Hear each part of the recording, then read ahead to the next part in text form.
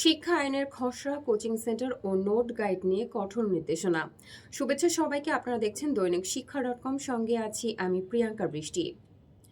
বৈষম্যহীন, অন্তর্ভুক্তিমূলক, জীবনব্যাপী এবং যুগোপযোগী শিক্ষা ব্যবস্থা প্রতিষ্ঠা করার জন্য নতুন শিক্ষা আইনের খসড়া প্রকাশ করা হয়েছে।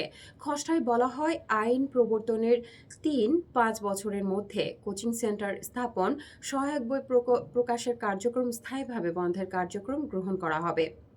শিক্ষা মন্ত্রণালয়ের মাধ্যমিক ও উচ্চ শিক্ষা বিভাগ এ আইনের খসড়া বিশ্লেষণে এ তথ্য জানিয়েছে। আইনের খসড়ায় বলা হয়েছে, সরকার কোচিং সেন্টার, সহায়ক পুস্তক, নোট বই বা গাইড বই যে নামে অভিহিত হোক, এসব প্রকাশ ও প্রাইভেট টিউশন নিয়ন্ত্রণ করবে, বিধিমালা প্রণয়ন করবে।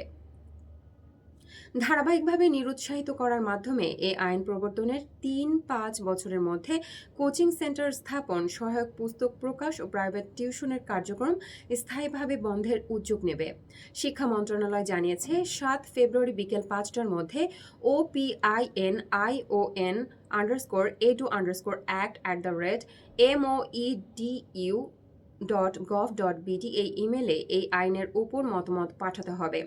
যেহেতু মানসম্পন্ন শিক্ষার সুযোগ সৃষ্টির লক্ষ্যে বৈষম্যহীন, অন্তর্ভুক্তিমূলক, জীবনব্যাপী এবং যুগোপযোগী শিক্ষা ব্যবস্থা প্রতিষ্ঠা করা প্রয়োজন, শিক্ষা সম্পর্কিত প্রচলিত আইনের বিধানগুলোকে অধিকতর সমন্বিত ও কার্যকর করার উদ্দেশ্যে পরিপূরক বা সম্পূরক বিধান প্রয়োজন। সেহেতু এই আইন প্রণয়ন করা হলো। দৈনিক শিক্ষা.com এর ইউটিউব চ্যানেলটি সাবস্ক্রাইব করতে ভুলবেন না। ধন্যবাদ।